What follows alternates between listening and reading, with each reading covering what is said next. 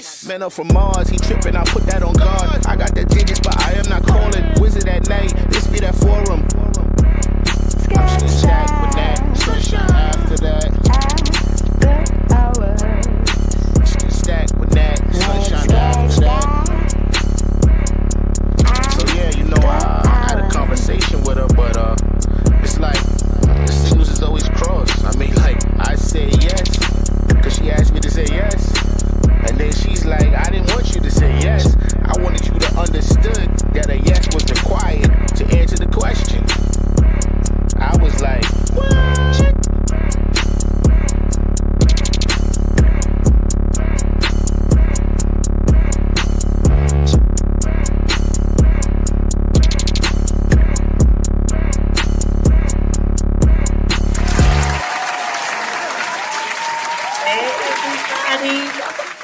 Welcome back. Y'all have to excuse my voice tonight. Welcome back to the Stacked After Hours spot, where grown folks get real about life, love, and the beautiful chaos and all of it.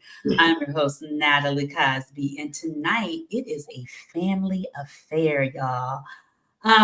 We are calling this one Sister Shades. Gray don't play. I got my sisters with me tonight, you guys. And the reason why I wanted to bring them on, because we're all born in different decades. One is 50, the 60s, the 70s. And later, a pleasant surprise, I was able to get her on. Connie Cosby, Mother Hen, will be joining us to give us her words of wisdom and thoughts.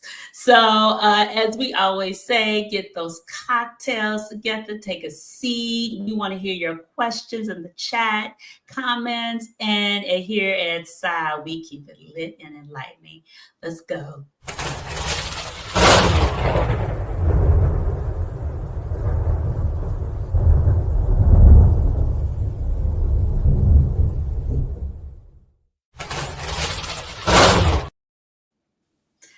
Hi, ladies. Hi. Got my sisters in now. Yes, right. So let me introduce you guys. I know you guys know my sisters. Either you have met them in the after party or they have been on one of them at least have been on the show.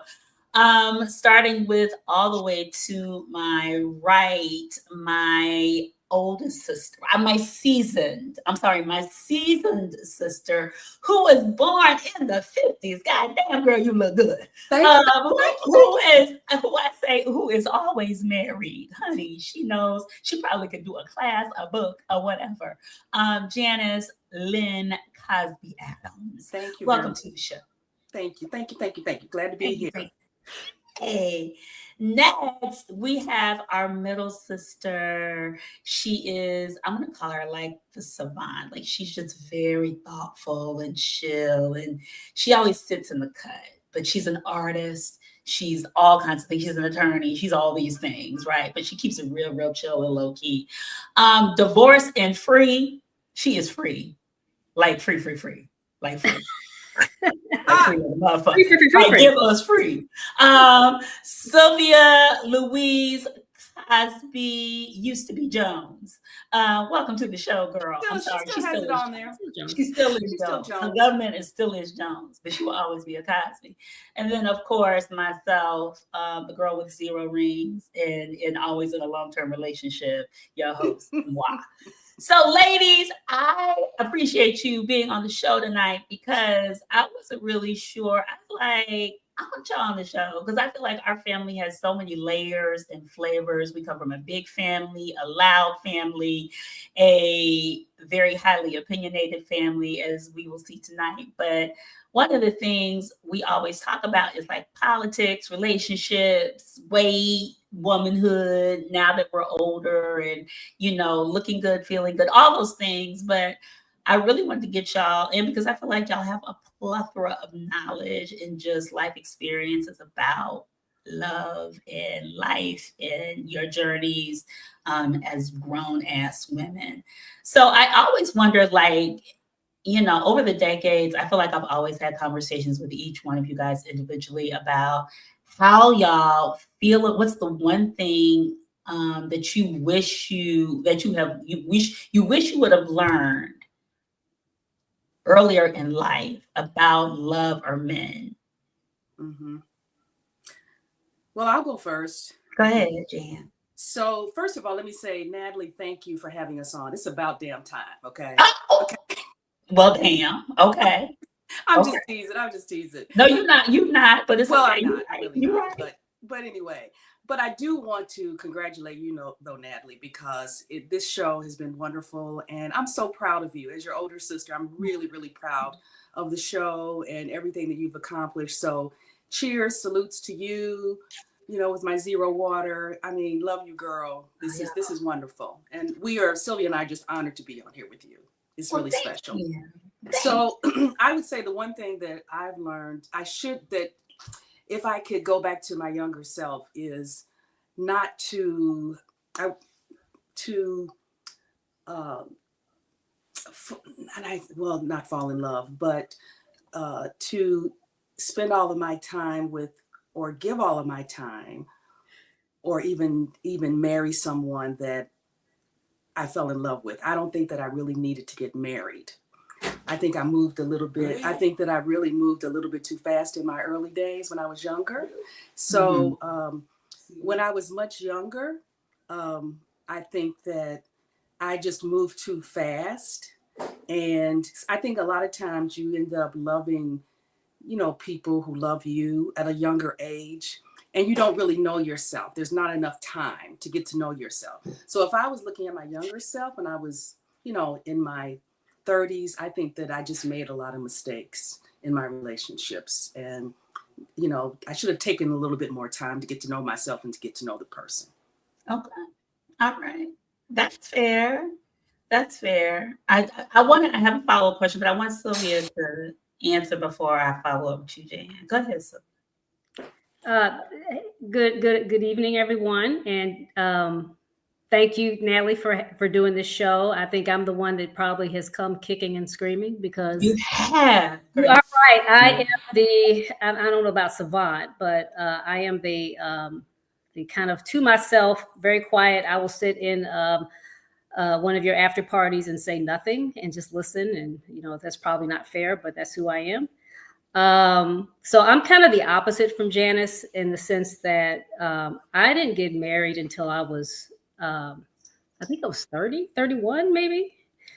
So I actually, had a fairly full single life and really enjoyed it, and knew that at some point I would want to meet somebody, and, took my time. But the thing I think that I wish I had known before, especially as I was preparing myself to be a grown ass woman and make money, and, I just finished law school, is very simple. I wish I had known to do a credit report. Girl. No, and I don't mean, shade is the theme, right? I'm not trying to be shady, but that's, one of the things that I think is to make sure that, falling in love and all that other stuff that accompanies that is important, but you got to have all the ingredients to make the relationship sustainable. And so I think that's one of many things I probably would have done in the very long time that I waited to meet someone.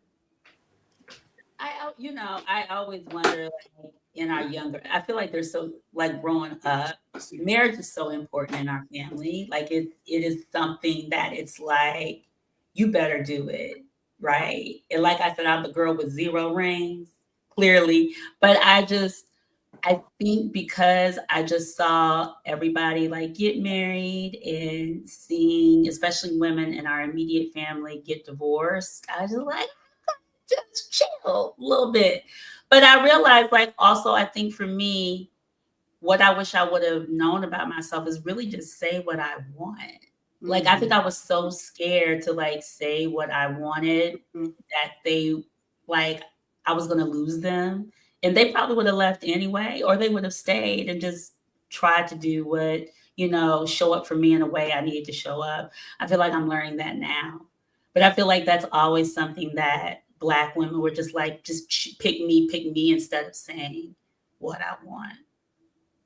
Mm-hmm. And I wonder if it's those things, like, did you guys, like, as you dated, did you always, like, voice, like, what you needed, or did you just hope that they picked you? Y'all you shaking your head, Janice, now. No, they had already picked me, but I did not share what I wanted. Absolutely not. I don't even think I knew what I wanted early on. I just was happy being in a relationship and the companionship. But no, I think that, no, I didn't have the guts to express that I needed this or I needed that in the relationship. Um, Unfortunately. And I think a lot of women don't. I think they're afraid that if they rock the boat, that they're being bitchy or demanding, you know. So no, I didn't. And I think I still kind of struggle with that, honestly. Saying what I really need or want in a relationship because you just don't want to rock the boat. I'm trying to do a better job of that, but it's very difficult. It is difficult to be honest and say, I really need this from you. Our relationship will be better. And we're always wanting to hear, I think, I am from the man, what they need from us. I'm always willing to hear that, but I don't know why I can't flip that script sometimes. That's the issue. Is it, and I wonder, is that how we get into a space where we settle because we don't open or say what we want? Mm-hmm. Do you feel like that's attached to like being in relationships where you're settling, but this is probably the best thing right now because Absolutely. He's chosen me? Mm-hmm. Absolutely. I think that's the reason, because you realize, boy, I put up with this. I did this for so long. And then all of a sudden it's like you have the strength and the intestinal fortitude to, I can step out of this because I'm grown. I'm a grown ass woman now, and I know what I want and I know what I need. And apparently this person is not the one, to provide those needs. And it could have been also because I didn't share it. So it's possibly my fault. I can't put it all on the man. I have to put it on myself because I was not honest about what I really needed. Mm-hmm. Sylvia, what do you think? I agree. I think, we, when I met my husband, I had just moved to Virginia, and, had just, head down studying for the bar exam. And then, when I met my husband, I mean, I was just looking at like, what kind of person is he? He had been married before. I was looking for, context clues, what kind of father he was, and I had some good thoughts about, who he was. And I wasn't really thinking about, okay, how does this fit with me? It was easy for me to make a decision to marry a man with kids because I was raised by a mother who married a man with kids. And so that was the easy part. I think the hard part was just really thinking about, and his kids were lovely. I mean, they were, they gave me a lot of joy. And one thing I will always say about myself is that I always wanted to be a mother. And I think even back from when Matthew was born, I played mother. I wanted to be a mom. And so I thought this was a good head start. And so I didn't really think about, like, there's just things that I missed in the analysis of, was this the right fit? But, in hindsight, and I think Janice would say the same, we have beautiful kids. Mm-hmm. We have beautiful kids, and they are thriving. Mm-hmm. And, I live in a world where I feel like nothing is lost. I mean, you might go through some years of pain, but, it's nothing is for a reason or no reason. You always learn and grow from it. So, I if there's a next time, and when there's a next time, I will hopefully be more thoughtful. But I agree with Janice that it is hard. We're not accustomed to asking, even in the workplace. We're not accustomed to asking for what we want, and that's just something I feel like as Black women we could hopefully get better at. Mm-hmm. Mm-hmm. So I see, like, I feel like we're in a space now today, and fast forward today, when you think about Black women, we're empowered, we're making more money, we're doing all of these things for ourselves. And they say supposedly the divorce rate is up. People are not coming together as quickly Janice, I feel like you have a formula, girl. I don't know what that damn formula is, but you know how to get them and have them put a ring on it. And Sylvia, I always think about with you guys in your marriages, when was the time, when did you know, okay, I need to stay or I need to say peace out? Because I always had my one foot in the door and my one foot out. And right now, I'm actually, both feet are planted for the first time in my lifetime. But when I think about it and I think about y'all, I always was like, when did they know when it was time to go? When did you know it was time to stay? And what kept you staying even when you were not sure? Mm-hmm. I don't know if I've had a formula, Natalie. I think that I've absolutely stayed in relationships too long, whether I got married or, dated someone. I think that my last relationship, not the relationship that I'm in now, but I definitely stayed in too long. And I think that had more to do with pride. It had more to do with, I just didn't want to go through a divorce. I was afraid of what people would say. And it's, I got sick and tired of being sick and tired. I really did. And it just wasn't worth it. I was so used to having someone by my side, living with someone, having the immediate companionship, because once you start dating, you've got to work. I was getting older. I was dealing with that. I had a wonderful career, great career. But still with all of that I had going for me, I was like, do I still look good? Will men find me attractive? You go through that uncertainty at certain ages. And then it was so funny because when I finally did it, people were asking me like, really? Why did you stay so long? I can't believe that you stayed with him. You really did love him? Really? I mean, everybody got a damn opinion. Everybody got an opinion of why. I was really amazed. And then once I kind of got out there and started dating, I said, "Oh, I can do this. I can meet people." I took my time. I took a lot of time, but I don't know. We stay in relationships for crazy ass reasons. I tell you that. We really do. And, I was just as dumb, as the next one for staying, but I did.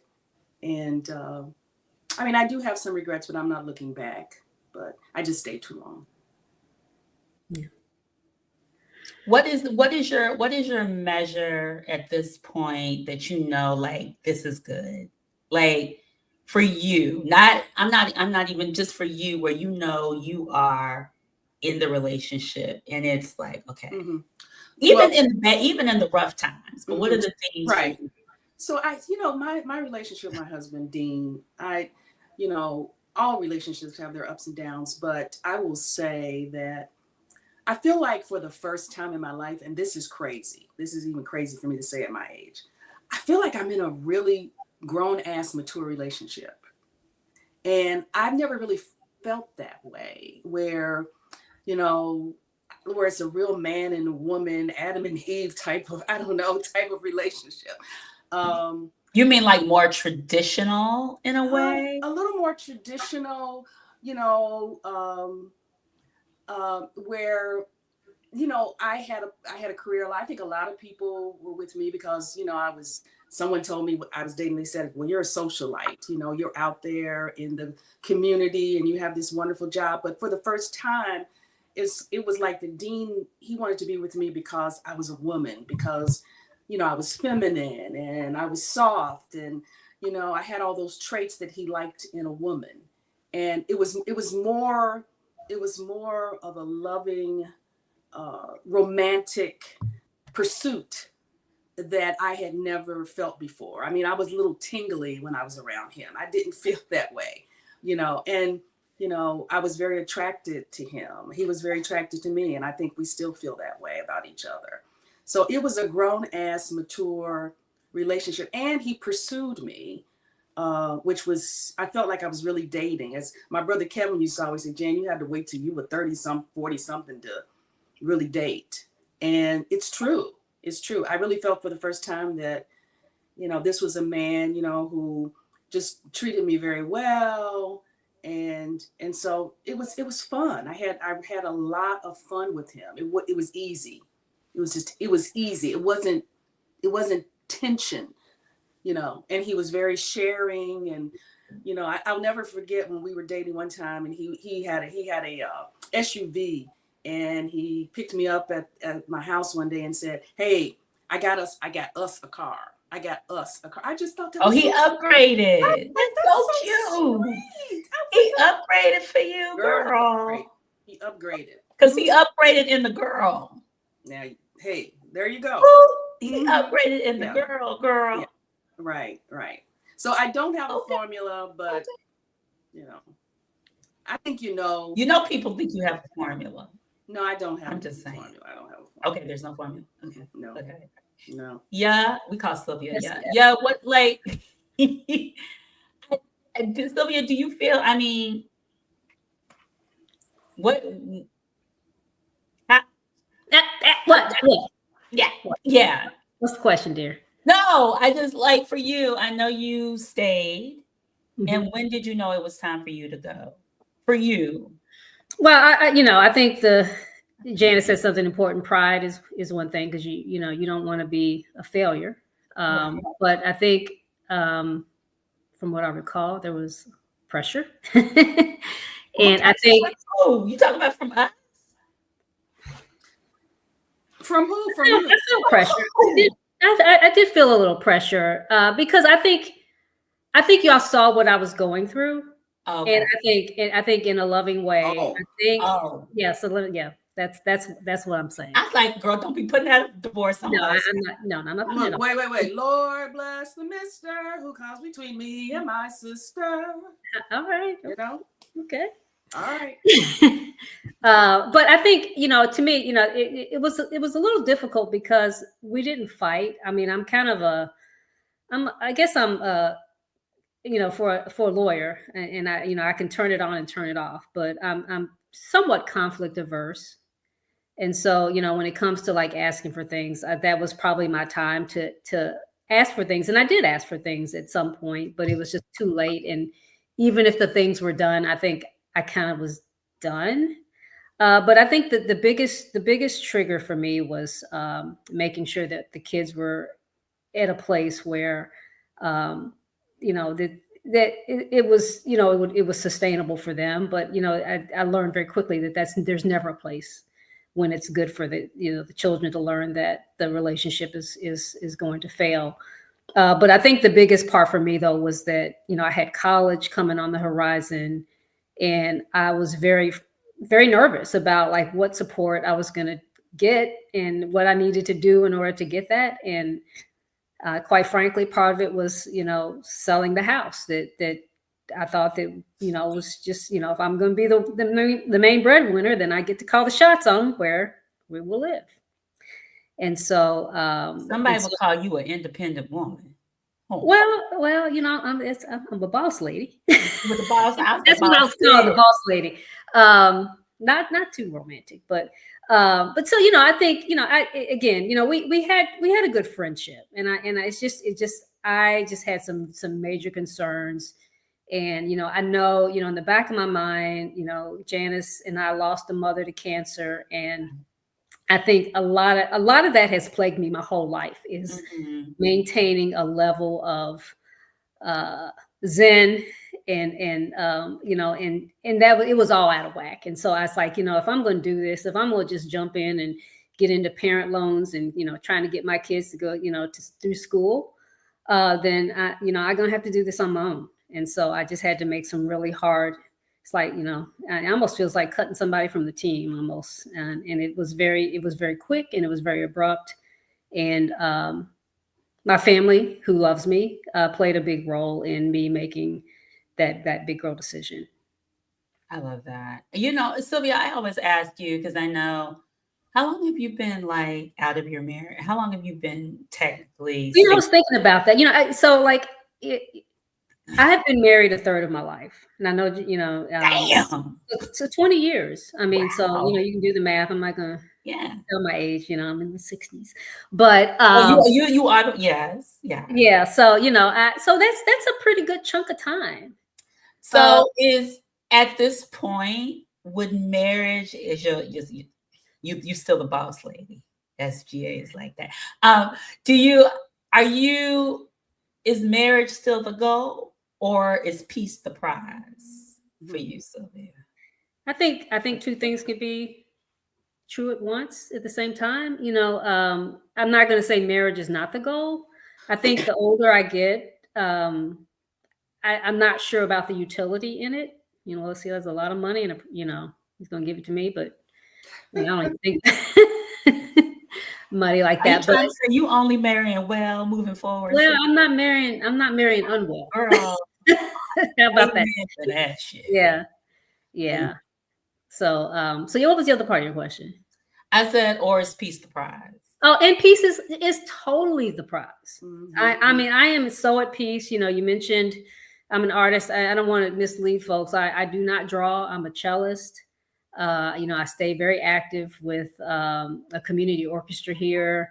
I play around town. I mean, and this stuff takes up a lot of time. So, like for me, I have to. My biggest criticism of myself is that I got to free up time. I got to, stop being the treasurer of this or the vice president of this, and then I manage an organization where I manage all the attorneys and the intake staff, and it's a lot of my time and energy. And so yes, I think I would love to meet somebody, but they've got to be somebody that I can really relate to, and I think that's harder as we get older. Mm-hmm. Yeah, I always wonder, like, and I think for me, when I think about myself, not necessarily ever being, I feel like I've had a lot of serious relationships, but not, thank you, Andy, had a lot of serious relationships, but I wonder, being fully in love with someone and needing your own space, especially somebody who's been single all their life. How did you guys navigate that in your relationships? Janice, how do you navigate that in your own relationship? Because I know sometimes you need I've been with you and you were like, girl, I need my quiet time away from Dean. Because Dean is a big person. If y'all have never met Dean, Dean is a very big personality. Sylvia, I feel like, you have, like, I thrive in my me time. But how do you maintain giving men what they need and also having reserves for yourself? Mm-hmm. That can be a little challenging at times. As you said, yes, I'm with someone who has a very big personality, very loud, and fun. So I try to, it's funny because before I always had me time. I always did whatever I wanted to do in my previous relationships. I did whatever I wanted to do, whenever I wanted to do it. With Dean, I take a little more time. I try to be thoughtful about it because that's a part of our marriage culture, is doing things together. And Dean can be very spontaneous. He can be like, hey, where we're going? We're going to go here. He finds places to go. So I have to take that into consideration to give him my time. But I really do try to wind down. I work out, I go to the gym, I do stretch classes. So I have my social clubs. I really try to do things on my own. However, I do really enjoy my time with Dean too. It's fun. It's always fun. But I do enjoy my time with my girls, with my family, with my sisters, my friends. But I do have to be very thoughtful about it and make my relationship, both sides, me a priority as well as Dean a priority too. So it can be time consuming, and it can take a lot out of your day. You've done both, and then you realize, damn, I'm tired. It's time to go to sleep, or it's time to go to work. So it's a challenge, and honestly, I pencil in a lot of things these days. You what? Pencil in on my calendar. Yeah. A lot of things where I didn't do that before, like date night. This night we're going to do that, or last week we did this, so maybe we didn't do this, so maybe we need to do this week or today. So I do pencil in a lot of things to make sure that I'm kind of hitting everything on all cylinders a little bit. Is there times where you like, Negro, I don't want to do shit? All the time. Oh yes. Mm-hmm. And does he there's a lot of downtime because we love our television and our series and Mobland. Okay. And, Landman and The Shy. And then we like all of our shows, so that's a nice way of bonding and quality time for us too. But is there downtime when it does not include him? Yes. I think that is my challenge. Yes, like I have to tell Keith, I was like, I need from you even. And I think men sometimes find that hard because they think you want to just go away and not. You know what I'm saying? But Natalie, I don't think I've ever said that out loud though. I don't think I've ever said to Dean, hey, I just need some down. I need to be away from you. I've never said that. I don't know. I think that would probably hurt his feelings a little bit. So saying I need me time? Well, no, not actually saying, but I need to like be away from you. Okay, not like that. I think it's the way you say it. Yeah, for sure. Yeah, I don't think I would ever say, like for example, I know like I'm big into massages and facials and all that. That's me time for me. So I think that's his interpretation of my me time. Okay. But I wouldn't say, because I hear a lot of women are just like women who are recently divorced. They just like, girl, I don't know if I want to get married because it's so much work. Like it's work and it's emotional. Like when I talk to divorced women, they just be like, but Natalie, isn't that the same thing in a relationship though? I think it is relationships, whatever. You're not even married and you're talking about it is work. Yes, it's work. It's you were responsible for things. Yes, it's work. It's a lot of work. I agree. Married or not, if you are in some kind of long-term relationship, marriage, partnership, whatever, I do believe it's like it is work. I guess the question is, it's just like, how do you navigate all of that? That's what I always wonder. Because I know people are just like, I'm waiting for, and I'd be like, yeah. Sylvia, I know now that you're on the market. I don't know what are you, Sylvia? You on the market, off the market? What are you? Damn, I'm not a commodity. I mean, I'm putting you up in like we been. Yes, are you dating anybody? What's going on? I'm not dating anyone right now. No, I was.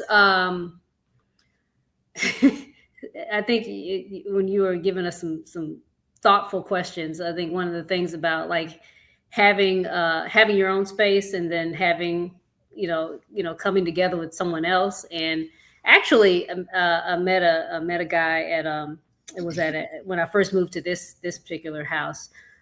We had a community talk about something about the sprinkler systems, and I met him.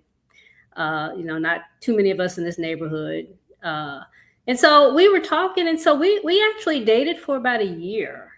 He was older, and I was thinking that maybe I needed someone older, and I don't know why, because I haven't quite figured that out. But he was retired military. He had all the time in the world where I didn't. He liked to do a lot of things on Sunday nights, which is like the worst night for me, because I'm just a real bitch on Sundays. And so, but that's just how, like in Richmond, because we like to go to a lot of concerts, and so he would take me to a lot of concerts, and so I think that I probably, I don't. There was a conversation we had. He took me out to dinner, and he asked me. He said, "Do you think that you would ever get married again?" And this was probably about after maybe 7 or 8 months. And I said, yeah, if I meet the right person. And then he kind of looked at me like, wow. So I said, ooh, that was a gaffe. You admit, huh? Damn, well, damn, huh? Dang. I know that was I kind of got that on the way out. I didn't really think about it until then kind of a little coolness grew in, and then I think that was when I went to Africa, and when I came back from Africa, it was just kind of, I think he had just lost interest. But I probably didn't say the right thing, and I probably didn't show the right interest, or so. I mean, all that to say that even me time. It goes fast, when my me right now, my spouse right now is work, unfortunately, and there's when they say the laws is a jealous mistress or a jealous master, they're not lying. I mean, there's always something to learn. There's always something you're behind on learning, and it just takes a lot of energy. I almost some days wish I could do something else. That's why I always mess with you when you call me in the middle of the day and ask me what you're doing. And girl, because you be working for real. You know what? Let me stop because I got a job. What do you think I'm doing? Like, I know we'd be like, Sylvia, what you doing? I just got in a major argument with an attorney. I'm just. So I mean, it's just maybe when I can retire, and hopefully soon, I can. I just need to create space and bandwidth, and I've always been kind of a busybody. Thanks to Connie Cosby, she always kept me busy. If I wasn't like reading a book or doing my homework, well, you better be practicing. So, I mean, I'm just accustomed to keeping myself busy. And sometimes that might cut against, cultivating relationships. I'm thinking about living and surviving. You know what? I always wonder, like, as I remember Mom used to tell us, like, she would say such crazy shit, like, don't smoke because it'll stunt your growth, or other dumb shit, like don't let a boy touch you because you'll get pregnant. And then it starts to just snowball into other shit. Don't come home with no extra leg, whatever dumb thing. I'm not gonna call them dumb because she's gonna be on here, but like things that the myths that have kind of developed about as we get grown in relationships that we realize are not really true. Like, what are some of the things that you would want to pass on to Janice? I know you have daughter-in-laws, but things you would pass on to the women, your daughters, your nieces, about relationships. What's like one myth you wish we would stop, like just constantly promoting about love, if that makes sense? Sylvia, I'll let you take that one. I don't know. I kind of feel like these young folks, they feel like they know more than we do. I felt like we probably thought that about our mother. Yeah, I mean, I almost feel like they've got all the myth busters out there. I mean, they try to tell me stuff about relationships. What do they tell you? Well, that like it's like my son will tell me, men are visual, but it's not like you portray on your show sometimes. They just really want partnership, and it's I don't know. I mean, it's just they just have a different take on relationships. I feel like it's not as traditional. I think they blame our generation for their challenges for buying homes. We grew up in an era where we had a lot of change going on in the world, and we had access to things that they struggle with, and so they just I think they have a different approach to relationships. They're not afraid to live across country from each other. I think they're not. I think they just. I don't know. I mean, this is a more mobile society than it was when we were growing up. So they just have a lot more. I feel like a lot more. Not triggers, but like. I don't know, just a lot of things that can come in and just get them off track in terms of like, a lot of influences that that they have to navigate. So I don't know. I don't think I answered that very well, but no, I mean, I think like even the values that we that was instilled in us, right? And I feel like we had, because we're all of different eras, there were different values that were definitely instilled in us that we probably don't even hold true today when you think about it. So, I mean, Janice, I know there's so many things that you probably are just like, Well, I agree. I think, now thinking about the question, that if I had a daughter, I think I would tell her to be wise, be careful, because I believe, and I've said this for many, many, many years, I think women change every 7 years.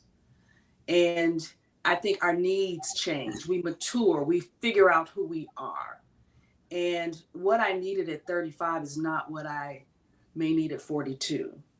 And when you're in a relationship with someone, I think younger people, we fall in love at an early age, we fall in love at 21, and we think this is the person for us. And then we realize, because we really don't even know who the hell we are, right, that is not the person that we need when we are becoming, or are becoming who we are growing into.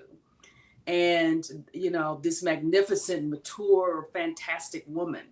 And you can fall in love at 21, but Johnny may not be the one that you need to be with at 30, because he's not growing, you're not growing together.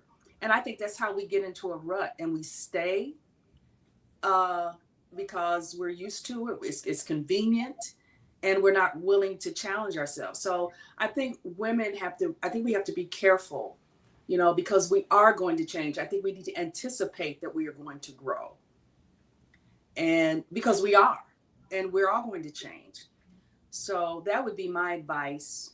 When you're in a relationship, just be very thoughtful about it. I think that's the mistakes that I made in a very early age, was I wasn't thoughtful about who I was. I didn't know who I was. And because I didn't know who I was, I didn't know who I needed. And so that was just going to be a bad deal anyway. And I was saying, the relationships that I was in, they were good people, but they were not the right one for me. And I don't believe I was the right one for them either. Timing. Mm-hmm. Yeah. Timing. And yeah. I always wonder, like, as grown women now, like, what are instantly the red flags that kind of shut it down for you? When you think about, like, and this is just when because I think about certain, like, it can be, red flags are so interesting because they vary from person to person.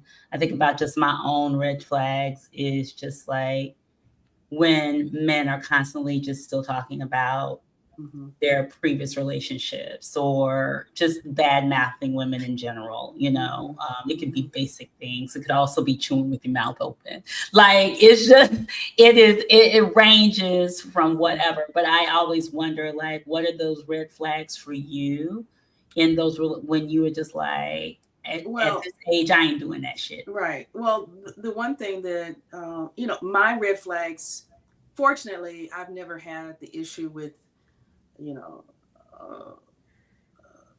playing around. I've never had that as an issue in my relationships. But I will tell you, I think the most significant issue for me has been selfishness. Being in a relationship with someone who is just very self-absorbed and is not a sharing person, cannot share mentally, emotionally, even monetarily, was a big issue for me. And that was a red flag that I avoided dealing with, to my detriment, and probably to his detriment. It was never going to change. It was always going to be like that. I thought I could change it. As women, we think we can change. He's going to change. This is simple. This is really simple stuff to change. This is not hard, but it was never going to change. And or we think I'll fix myself and he'll change. Well, I thought because it's one thing is that I was so self-sufficient, with my career and moving up the corporate ladder and making a lot of money and being able to buy with pretty much whatever I wanted to buy.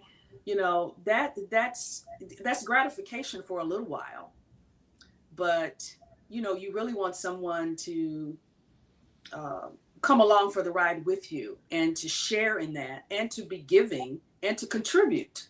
Right. And if you're not willing to contribute, that's a problem. Mm-hmm. And selfishness, you know, can manifest its way. It can manifest itself in many different forms.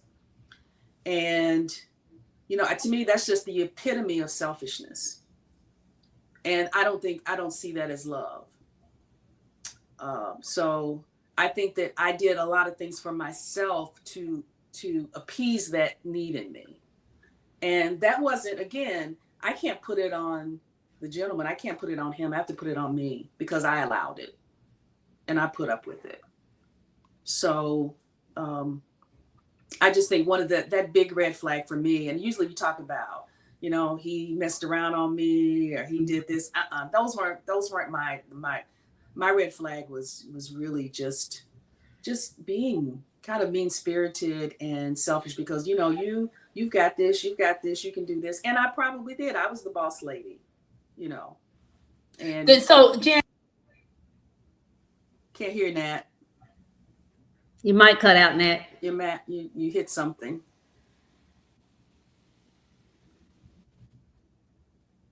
She's now muted.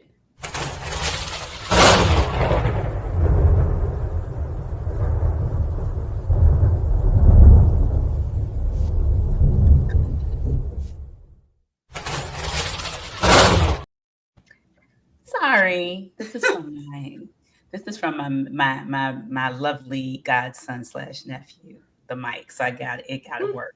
It's blessed. It's blessed. You know, I always wonder if, as we kind of talk about these, you know, the red flags and the things, as like when we talk about women who are boss ladies, also kind of, I feel like it's a way, because we're self-sufficient, it's also a way for us to be, so we can be safe in our space and our comfortability. So whether he shows up for us or not, in the ways you were talking about, Janice, we'll feel okay, even though we know we're not really okay with how he's treating us. Mm-hmm. Yeah. So I always, you know what I'm saying? Absolutely. I mean, I always wonder, like, when does a big void? It helped to become, when do we at this age? And I feel like Black women really are at this. We're at a point where we are really talking about, I want to feel safe. I want the soft life. I want to feel like I'm cherished. Mm-hmm. And I feel like that is something I know even at 50, I'm finally feeling like it's coming to, which I was in search of from 30, from 20 to 30 to 40 now. Right. 50. You know, the unfortunate thing about that is, Natalie, is that people show what cherish looks like in different ways. And again, I think it goes back to what we were talking about earlier about sharing what you need, because, you know, we talk about those love languages, you know, some, you know, may need it in this way. And if we are not expressing that, then we're not going to get it. Right. So I just think it's, again, important to share what we need and what will make us happy. But we also have to be honest with ourselves if we know that person is unable or unwilling to accommodate us. Because some people will know your love language and not even give a damn and say, you know, they're just not going to do it. And that's unfortunate. Yeah. Mm-hmm. Yeah. What about you? What is your grown woman red flag that instantly shuts it down for you? I don't know. I think, again, like I said, I've only had really one true dating relationship since divorce. But I think my challenge was, and it wasn't, I can't say it was a red flag, but again, it was kind of my red flag and his red flag was that I knew he was married. I knew that he had grown kids older than mine. So he must have started young. He was like, it was so you must say he had been married. He had been married. Yes. Yeah, he had been married. Like, is he, are you up here? You the upper one? Yeah, that's what it was sounding. What? Sorry, no. Yeah. He was divorced. He was long divorced. But I had some curiosity that I didn't know how to address about, like, and he was pretty guarded. Like I said, I think that military, and I don't know, I have a little bit of a bias against, well, never mind. But anyway, you know, he wasn't very forthcoming about his prior relationship, and I was curious because I was like, you know, I was very willing to talk about my experience and, you know, what I'm looking for, but I felt a bit skittish asking him, like, well, you know, why did you get divorced? You know, what didn't work about your relationship? What are you looking for? And so that's probably why, you know, when he asked me the question about whether or not I'm going to get married again, I was like, I don't know. I was like, if I met the right person, but I was thinking with that in my mind, I was like, I don't know enough about you. I mean, that was not a slam to him. That was just more about like, I'm trying to figure out, you know, what's your thing? You know, we none of us are perfect. We all come with flaws. But in some flaws are major red flags, but I just wasn't able to get there with him. Mm-hmm. So, you know, it just kind of died on the vine, I guess, you know. Mm-hmm. The next one won't, you know. How do you said what? Keep hope alive. Keep hope alive, girl. Mm-hmm. So, you know, as we're getting to this, we are all gray girls. I am still salt and pepper, majority Black. I beg your pardon, but they're all gray, beautifully gray. Janice has been gray, I think, since 30, child. But I always like, as aging, you know, as we age, how does it feel? I mean, how are y'all feeling as y'all age, and how do you feel about yourself? How do you feel like the world responds to you, or outside people respond to you when you go out in the world, especially in a space where youth is kind of worshipped? Aging is no joke, unfortunately. And I do feel like the youth are, you know, it's their time, you know, and I do want to like have a nice sunset. Really? No, I don't mean like I mean like sunset, like literally in the sun. Yeah, wait a minute, let me finish now. Okay. I mean, like literally in the sun. I mean, I really want to bask in the sun and just really not think about all the things that feel, you know, play more cello, you know, okay, more books, you know, binge more Netflix, you know. So I mean, girl, you sound like I was like you were giving me old lady in the shoe. I was like, what is going on right now? I want to have a nice sunset. No, I don't mean. I mean, you know, we all kind of live. You know, I was thinking about my life in terms of a very nice bell curve, and I don't mean like, you know, the bell. You know, it goes down, and I mean, and you know, when you're young, you know, the world is your oyster. You know, I lived a number of places. You know, I was a pioneer in my own age, and you know, and so. And then, you know, you get to a point in your life where you're getting married, you're raising kids, and that's a climb. I mean, that's a big climb. And then once they're grown, I mean, I have a son who's getting married in October. I'm just blessed to be here to be a part of that. And as I think about that bell curve, you know, I'm ready to groom the next generation to be good lawyers and to be good husbands and good wives. And I'm ready to kind of, you know, be on the other side of that bell curve. I had a very vibrant single life before I got married, and I'm having a great time not being married. So Sylvia, are you trying to say, are you ready to be big mama? Like they come into your house and you got a pot of chitlins brewing on the stove, and they come and get advice from you. You know I don't cook, so don't even go there. Just saying, because that's what you told me. You're ready to groom the next generation. You're ready to give them. No, I'm just talking more holistically. I mean, okay. Yeah. I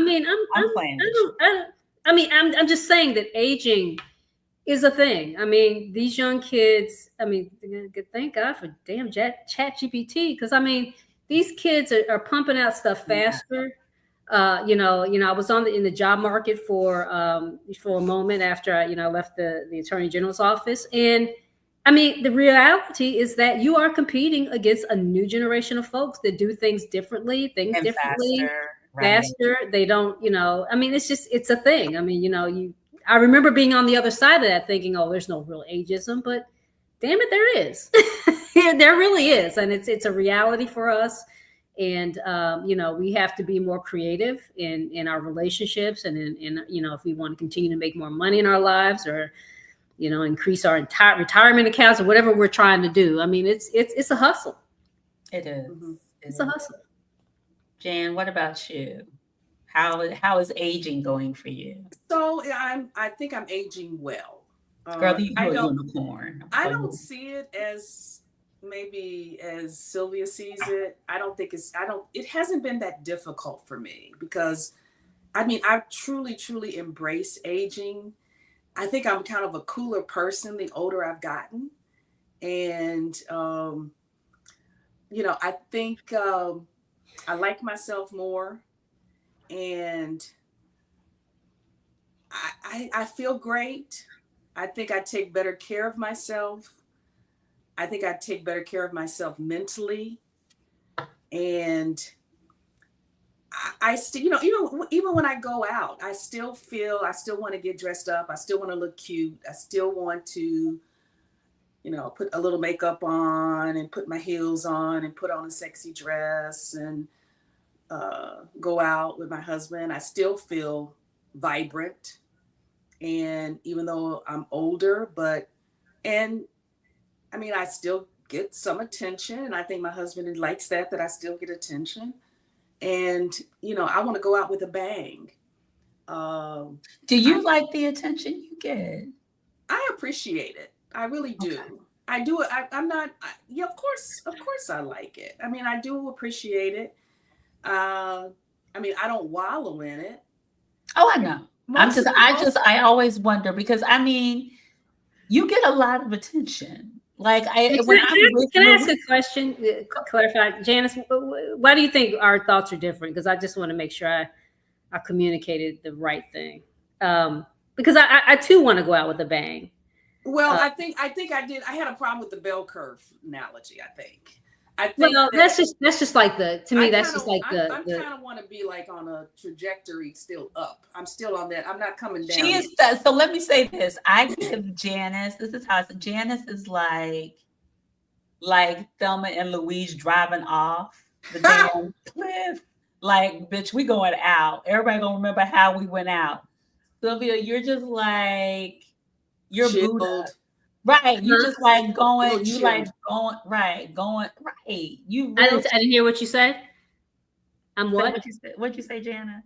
I think Sylvia's a little more chilled about it. She's very chill. Like more chilled approach. And I do and I think that's probably a really good analogy, Natalie. I do think, I'm not, I think about this, ain't no stopping me now because, even though my career is different. I'm semi-retired and maybe going back into the work field again soon, but I still have this energy and this restlessness to still keep moving forward, to still show the world that you can still have it going on at this age. And I am around. My sons really helped me with that. My sons are just amazing. I have two of the best sons. I really do. And I'm so blessed. And they make me feel like I can do anything. When I say, boy, I'm getting older, and they're like, Mom, you're not getting older. You're not getting older. I feel really good. And I guess I feel like sometimes when you get to be my age, you're apologizing for feeling good. Like you're supposed to be in this mode of, kind of bent over, not, standing upright. I want to be like my grandfather, Daddy Cosby, where he was still upright. He was still, walking straight up. He wasn't bent over. I want to go out like that. I want to go out with my heels. I want to go out looking cute, so I still have that energy, and I don't know why, but I just do. So it's I think it is a little bit different. Okay. Maybe it's the wrong analogy. And Janice, I hear you in terms of energy.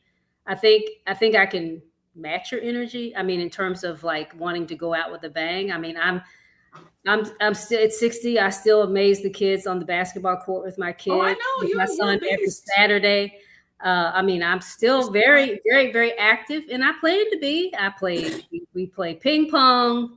We do. I mean, I just, when I think about the bell curve, I think about in terms of responsibility, in terms of like, and when I say at the tip of I feel like this is the level of parenting that I provide. I want to be at a point where, my kids, they celebrate me.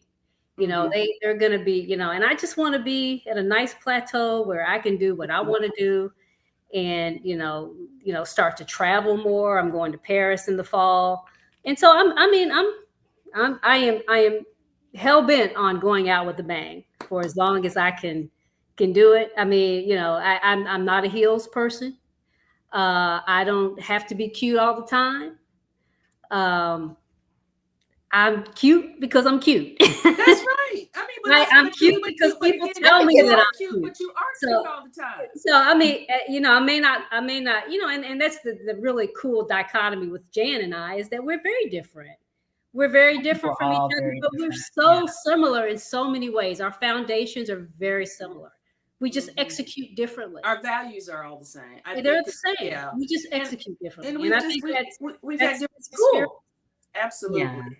I think that's also a generational thing too. I think it's just like decades. I think also, and we haven't talked about this, you guys losing your mother and then, being partially raised by my, right. having my mom come into your life. It's definitely, you guys have such a twofold story that I think it shows, like, it definitely shows that of like the traditional, knowing that your mother was a PK and all those things, and a musician. And Janice is a musician. She hasn't mentioned Janice is a musician. She sings. So I think but y'all are very different, which I think is kind of cool, because one of y'all is very chill and one of y'all is like, hi, but y'all still have a very, Yeah, we're a lot alike. I think also too, Natalie, I go back to, the heels, and everybody thinks, Jan is always dressed up, which is not true all the time. But it also has to do with my career, what my career was. I mean, marketing, communications, yes, because I was kind of trained where, because the media, I had to be dressed up all the time. Negro. Listen. Janice. Okay, I like fashion. Okay, I like it. Stop. I like it. I do love it. Now, need you to stop right now. But in my career, I had to. Girl, no. Okay, we ain't doing that today. Okay. I love it. Okay, yes. Thank you. Do y'all still think y'all look good? Do y'all still think y'all the hottest bitches in the room? Absolutely. I know you Absolutely. do. Absolutely. I'm not going to faint from that at all. Thank you. I'm not. Thank you. I still think we look good. I look good. You look good. Sylvia looks good. And I think the important thing is we're healthy. And I think absolutely. And we can channel that. Janice, I tried my creatine today. You did? Yeah, I haven't seen the effects yet, but it's like, did you just start? I'm sorry, I did. So, I'm committed. I'm committed to, Can I, just real quick, when did you all feel your sexiest? Now at 30, 40, 50? 30. 30, you felt your sexiest as 30, Sylvia? I was a hot mama girl. Yeah. You were. Oh, you were. Oh, see, I don't think I was around. I think I was in Detroit and not around. We didn't see each other much, but that whole like going through law school, that whole 3 years was just like, it was pretty transformational, Okay. Okay. It was you forget things that you should remember. Your children is watching, but it's okay. I'm not saying nothing. I'm just saying, that's probably when I peaked. Yeah. Please do tell. But Jan? Probably not until I got a lot older, because I used to kind of hide. I was always the kind of curvy girl. And, back in the day, if you were curvy and you wore a skirt and your, butt kind of did that pedal thing, you were kind of ashamed of that. And, I didn't realize that was, in future state, that was going to be a thing. So, so I really didn't embrace that until probably I was 55 or so. I really didn't. After that, I really came into my own. I started dressing a little bit differently and, celebrating my body and being comfortable in my body. But boy, it took me a long time to get there because I used to really hide behind it a lot. Mm-hmm. Oh, said who cares if She wants the tea. See, she wants the tea. See, I am promoting shade in my own daughter. Okay, Dana said, "Who knew you were a hot girl?" I didn't even know that. Girl, you know what? I saw snippets of it when she would come home. Sylvia was always on a date. Do tell. Per tale. I didn't see that part. Girl, she was always on a date. Caribbean. I didn't even know Kentucky had Caribbean men. I love being on the radar.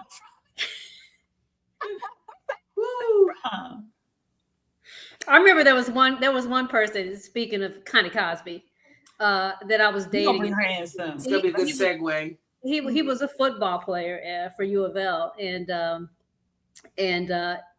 Connie, I brought him home, and Connie was like, "Oh, you can't date him. His neck's too big."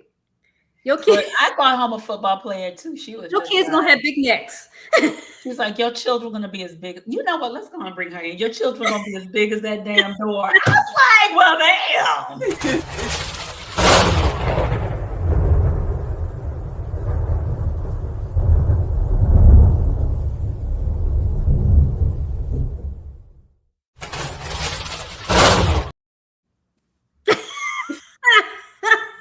The one and only. See, she's her mute is on.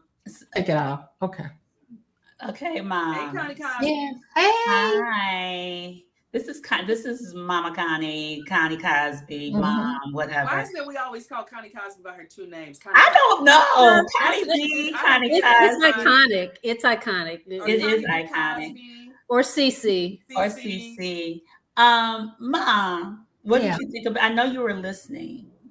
Mm-hmm. Any thoughts before we go into what we said? Because I know you try to keep it to a minute if you can. Okay. Mm-hmm. Any thoughts about what was said so far, Mom? No. Oh, okay. All right. She's quiet. That's unusual. Mom, what are you doing? I am trying not to say something that y'all would be upset with me about, because I usually do that. No, actually, you can do that tonight. That's allowed. Okay. All right. Nothing. I'm right. Okay. I'm good. So Mom, I know, like, clearly, you had me. You were gifted Sylvia and Janice as daughters. So I always wonder, like, what was the one thing? What was more important for you? For us to get married, or just be happy, or to be happy in a marriage? And have children. She will always want us to have children too. Children. Be happy in a marriage, because as you get older, that is the most valuable thing in your life, your children. Nothing, money, looks, nothing is more valuable when you get old than your children. Mm-hmm. And I wanted you to be happy in a marriage. Mm-hmm. And because, people think, oh, you got to fall in. Yeah, you fall in love. But I think what this newer generation is, especially our women, because I can only speak from the perspective as a Black woman in this world that we live in. Mm-hmm. When you're out there, you need someone.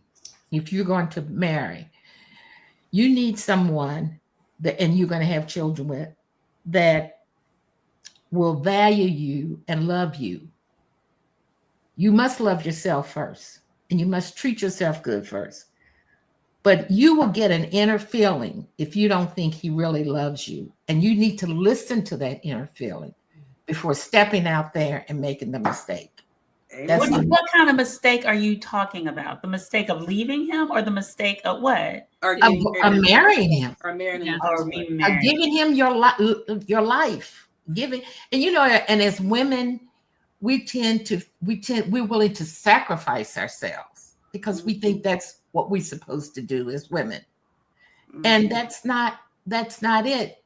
In my generation, they always told us what we couldn't do and what we shouldn't do. How you had to be a good girl. There were so many rules. And this generation I'm talking about, I'm a part of the 1% generation. There were always rules. There were rules from the time you woke up in the morning to the time you went to bed. Everything was very structured, very routine. And then the religion, it had its rules that you had to, so it was just the way things were, and you paid it, and that impacted all of us. It impacted all of us. I remember I told my grandmother I was going to get my own apartment. She said, "Oh, you can't do that. Good girls don't do that. You need to stay home till you get married." But you did not encourage that for us. I mean, okay. I encourage. No, wait a minute. I encourage you to get out of Louisville. Always, yes, you did. Always, I always encourage you to get out of Louisville. No, I'm not saying that. That's what I'm saying. You did encourage us to be independent, and I think the funny thing is like a lot of women of our generation are independent. They're just not married. A lot of women, especially of my generation, I feel like at least because Janice and Sylvia are boomers, but like I'm a Generation X. I'm a little bit different. Mm-hmm. I think we were the first generation fully integrated. So I always wonder, like, it was always like, go to school, get those grades. You may meet your husband, you may not. And here we are now at 50. Some of us are going into our very first marriages. I know that will be me. Well, and I think you should. I hope you don't wait till you're 60. I think you should. Because you're giving a lot of your time and energy. And I expect something from him. But I promised you I wouldn't say anything. You can say whatever you want to say. I expect something. It's time for him to speak now, because he had 2 failed marriages. That's on him. Now, what he needs to do now is find out. Find out what the reason they failed and make sure it wasn't something he didn't do or did do. That's all he has. Warning.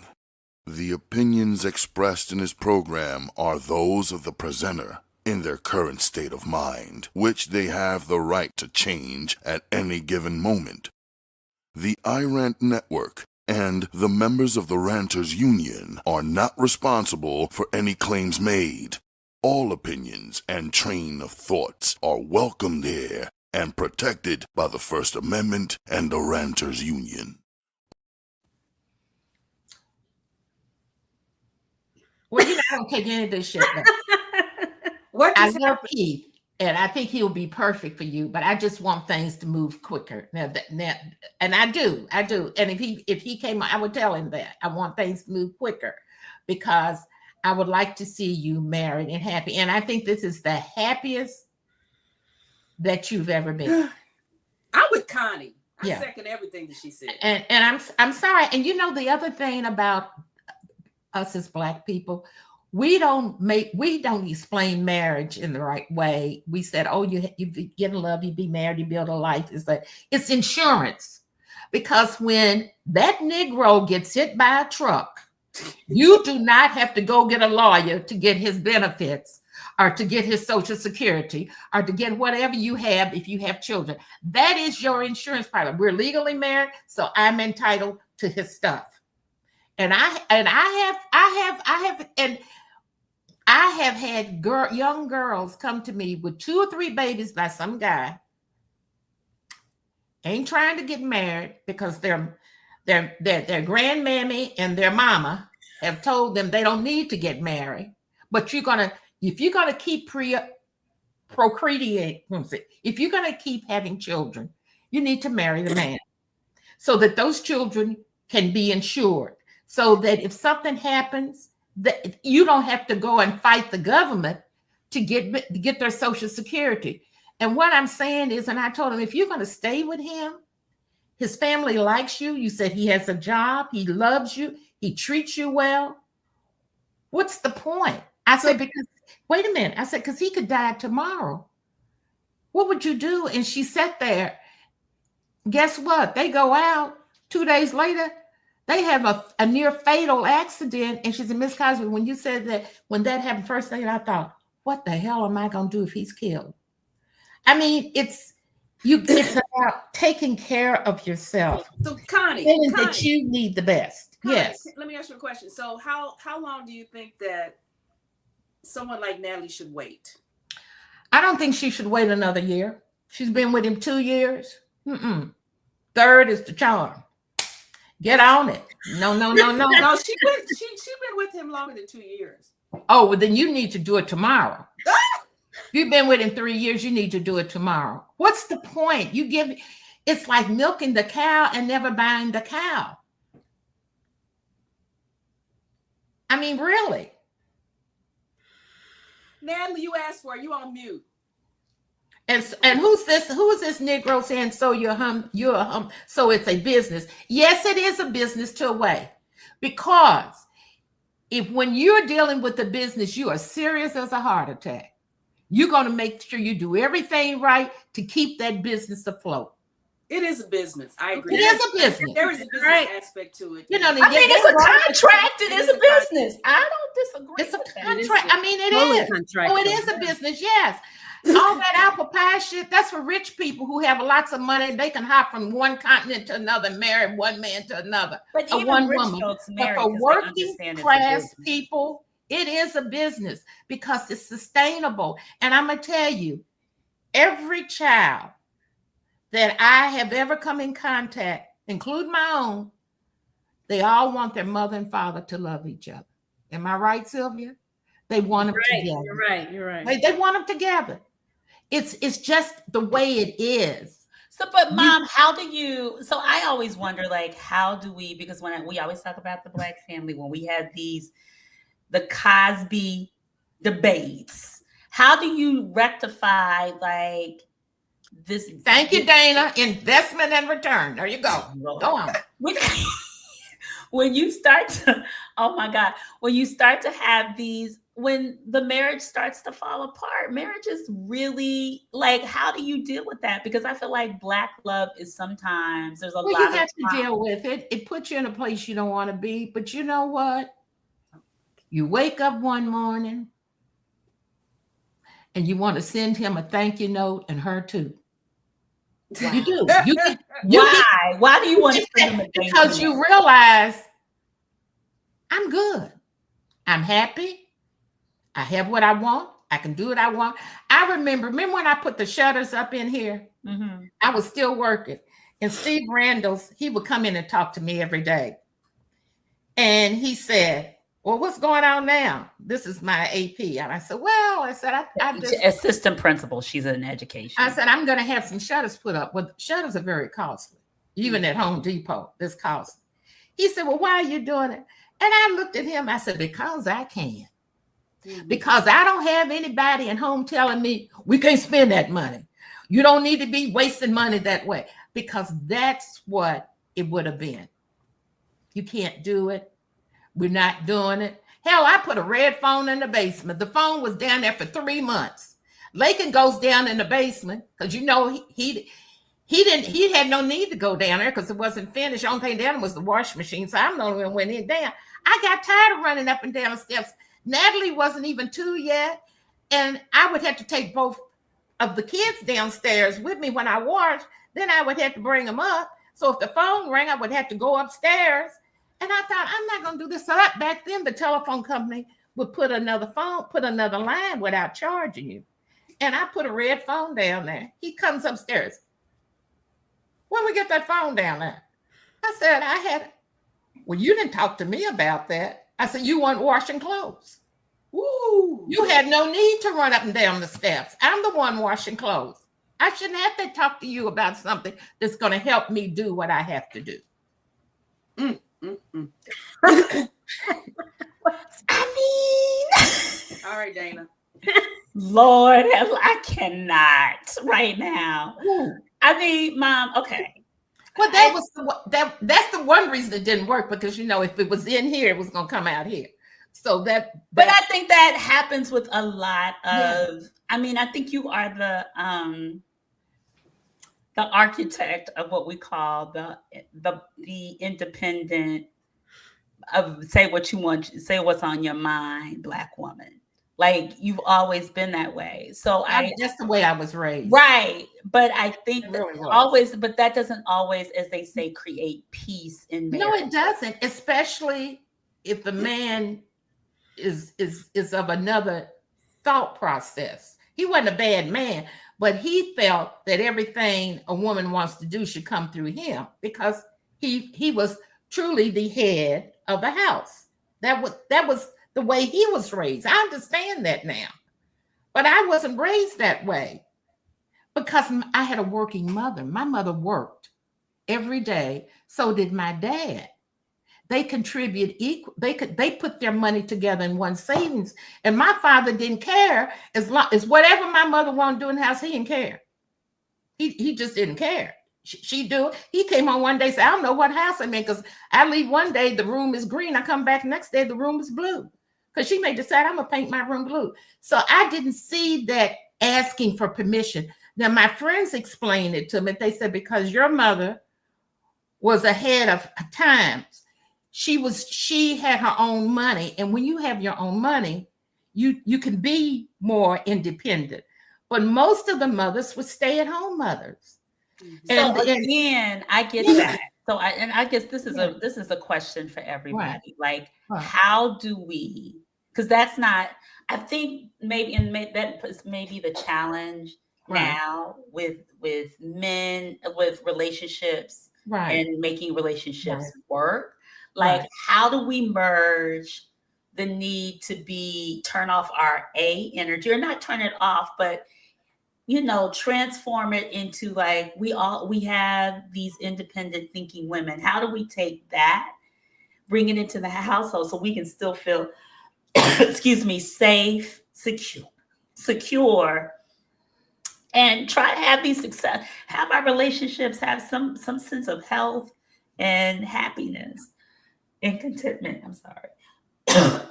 Everybody can answer that. I think communication is the key. I think you have to communicate. I mean, kind of where we started this conversation. I mean, you got to be willing to talk about what you want in the relationship, and what's going to work and what's a deal breaker. I think we've all arrived at an age where we're entitled to do that.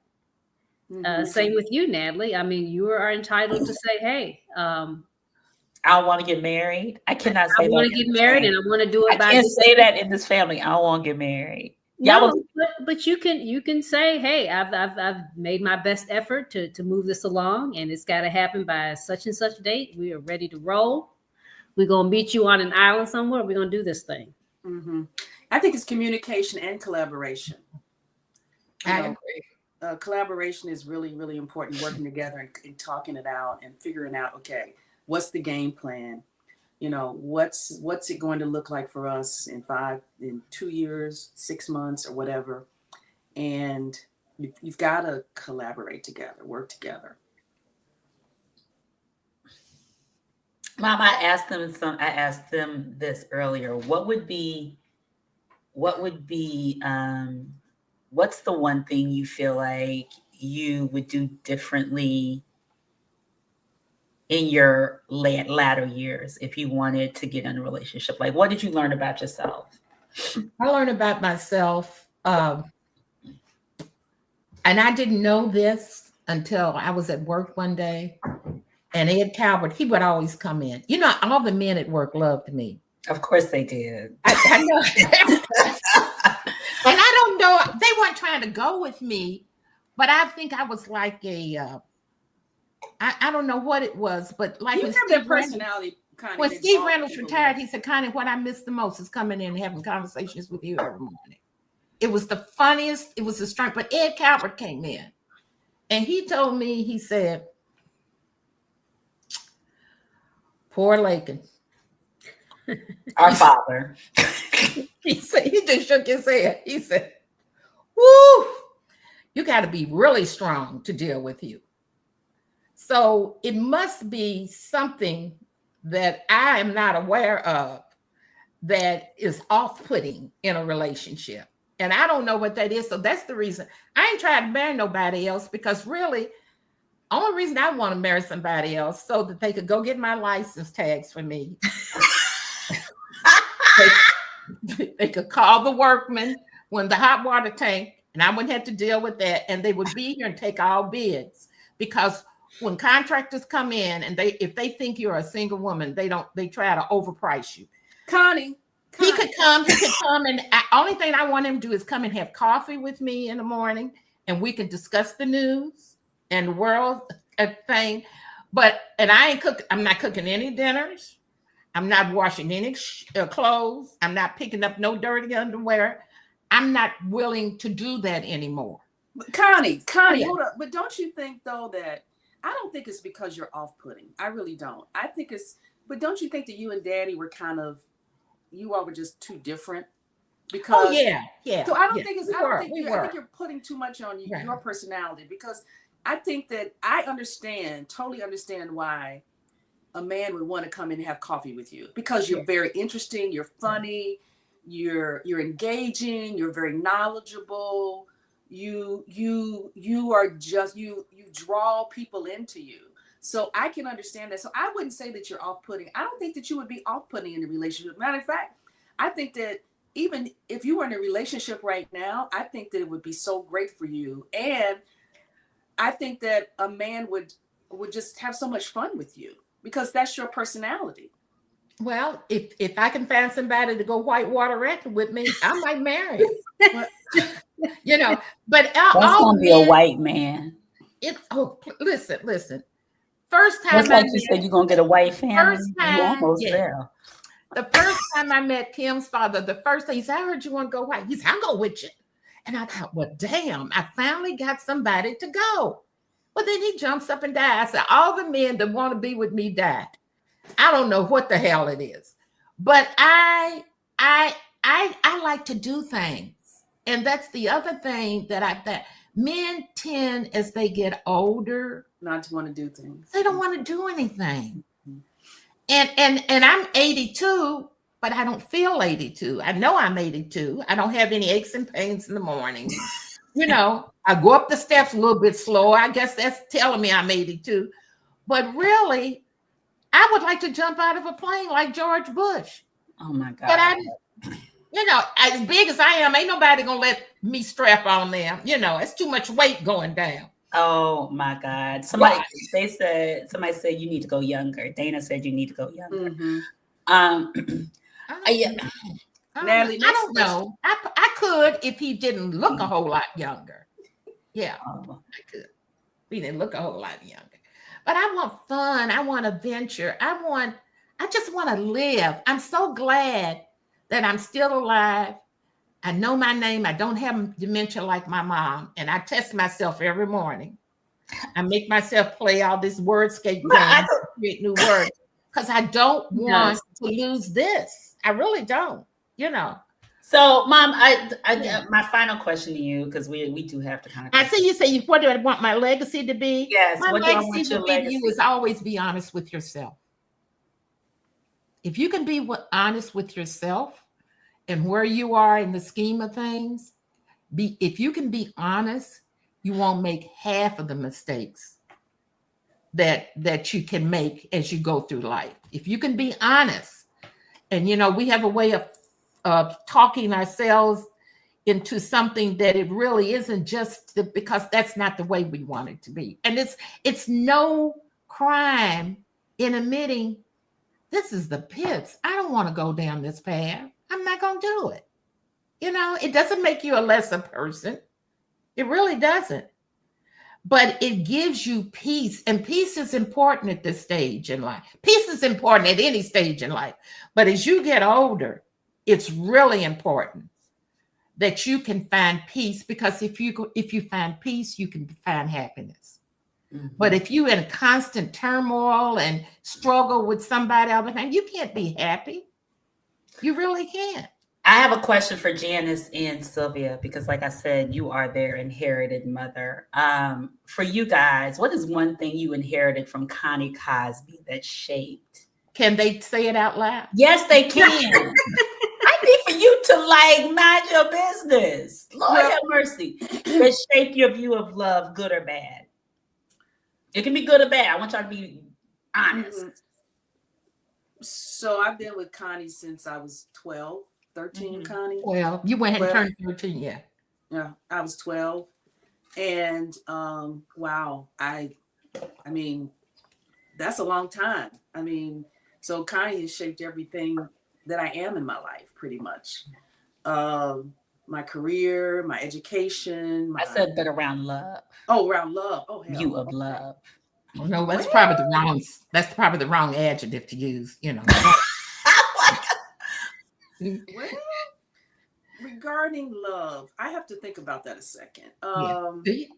Because you know, I know that it didn't work out between Connie and my father, but now I'm thinking about this. So I still believe, even though they divorced, I think that my father had a tremendous respect for Connie Cosby. I believe, I do believe that.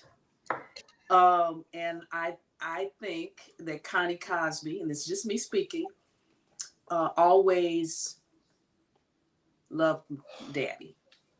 And I'm just gonna put the icing on the cake here for me, for Connie Cosby and love, and what I think is indicative of love, and what Connie taught me about love. But it didn't come until later, and that was Connie's relationship with Jonathan, our other brother. And I think that, Connie, you showed so much love and care, and I think respect for Laken Cosby, as well as Jonathan's mother, Barbara. I think that taught me a lot about you and the person that you are. God, I could get emotional about this one. The type of person that you are, showing love in various forms. You've always had your door open. Mm-hmm. And I truly appreciate that. And I think that's the one thing that I've learned from Connie about love, because she's a very giving, kind, even Connie's kind in a crazy way, though. Okay. She's crazy not, as a bit. It's not the typical kindness, because Connie can be all over you and talk about you and tell you what you need to do, but it's still love. Mm-hmm. And, you know, we accept that about Connie. So I think even though, you know, our relationship, Connie's relationship with our father ended not on the best of terms, but I still believe that there was love and respect there. And I think that's important, even after you've left somebody. Mm-hmm. Yes. Sylvia? I don't know if I can top that one. It ain't about topping. You know, no, I'm just saying, I'm talking about adding. I mean, I everything that Janice said. I mean, you know, Connie, how long have we been together? I mean, just for context. I mean, she was 6. I was 6. So she's the only mother that I know, you know. And, you know, one thing, Connie married our father at a very young age, honestly. 27. And 27 years old. Kids. Taking on 4 kids. The oldest kid only 10 years younger, 17. So I know what it's like to raise a 17-year-old girl. That's a challenge. I think the thing that I would add to what Janice said is, you know, unconditional love. You know, I wish that that we can learn. And I think, Natalie, you had a question on your list about loving unconditionally and forgiving. And, you know, no matter what happened to Connie, and I saw some things that Janice didn't see. Janice saw some things that I didn't see. And we all have seen some things that Connie went through. And I mean, she, no matter what, she always treated us with a lot of love. And, you know, she made sure every one of us had a degree. Right. You know, she you know, she was very, very forthright about, you know, what our dating should look like. Jesus, even to this I mean, like, you didn't dated in 40 years, okay. You know, but you know, I just, you know, I really appreciated. I mean, you know, to come into a relationship with 4 kids who've lost a mother, who probably feeling some kind of way about that, and to come in and just add structure to transform the way we lived in, moving, from one place in Louisville to another place, and giving us the challenge of integrating and being the first family to integrate our community on Sorrento. I mean, she's bold thinking. And even Malgate, Sylvia. I mean, Malgate, yeah. I mean, I love that part. I did too. See, I have a lot of great memories about that. We were living Highland Hall, and we have Connie to thank for that, and not only just for us, but what we've been able to pass along to our children. I think Janice and I, and we've raised beautiful children who have moved on and doing wonderful things in the world. And so I'm just really thankful that that God saw it in his way to provide somebody in our life at a time that we were not responsible for our mother's passing. And I just can't say enough. I mean, Connie is a guardian of a 50-year-old disabled young beautiful man, and she's still going strong. All that unconditional love and time and energy, and she's the next decade over from us. So Connie's a mom, but Connie's also a friend, and I'm really, really proud to be able to say that about my parent.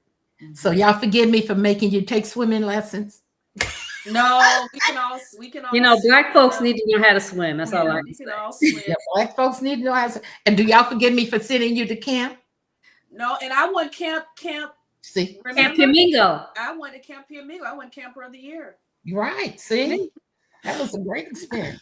The one thing I want to say in my view of love that Connie Cosby has always taught is family, and how important it is she is like the matriarch, the glue that holds all of our crazy asses together. And when we debate with her, and my nieces and nephews come in, it's love. That's what I know as love. That's what I expect. It's loud, it's obnoxious, it's hilarious, and we may just go into, and we'll be up all night. Like, that's what I do love about her. But and Trey comes down 3 times and tells y'all it's time to go to bed. Right. Mm-hmm. You can't hear you.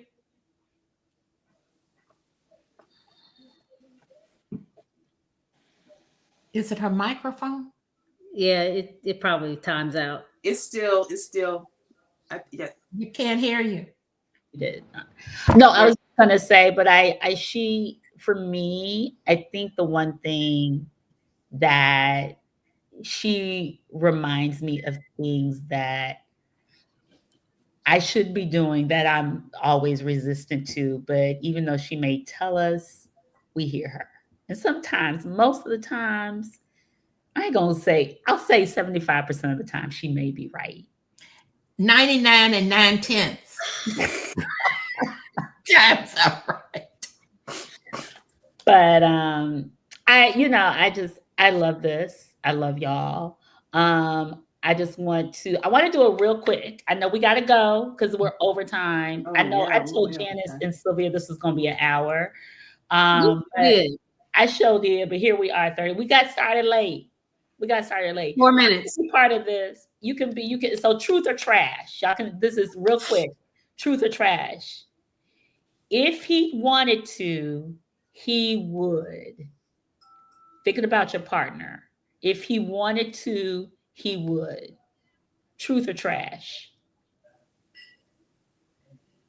I don't understand. What am I doing? I'm saying when you say statements, you gotta say the statement, and then the statement is when you think about your boyfriend or your husband doing something, if he wanted to do it, he would. Truth or trash, without you telling him. No, that's trash, because men don't have a mind to think. No, a man, it's he doesn't want to do it. He doesn't think about it. Okay. He doesn't think on the same line. He's not on the same highway with us on certain things. Some things, yes. Some things, no. Okay. Like how Wait, Janet. wait a minute. I'm confused. I'm For still those of trying you to- that had husbands with mother, did you ever have to tell your husband, honey, have you called and talked to your mother lately? Now I'm not talking about Jim because he was a mama's boy. Can you not call No, out? I don't Lord mean in a Jesus. negative way, but he was very attentive to his Time mother. out. That's what I mean. He Yes, was I have. Yes. yes, but like, do you tell Dean, have you called your mother? Yes. So that's the context. If he wanted to, he would. Yeah, if he wanted, yeah. But yeah, can he do it he's without not a prompt? thinking. See, but men are different. Mom, than I women. wanted Janice and Sylvia to answer it too okay, without the Let Sylvia go. I'm sorry. You're gonna have to repeat. I don't. if he wanted to, he would. Like you would, like for example, if you say if he wanted to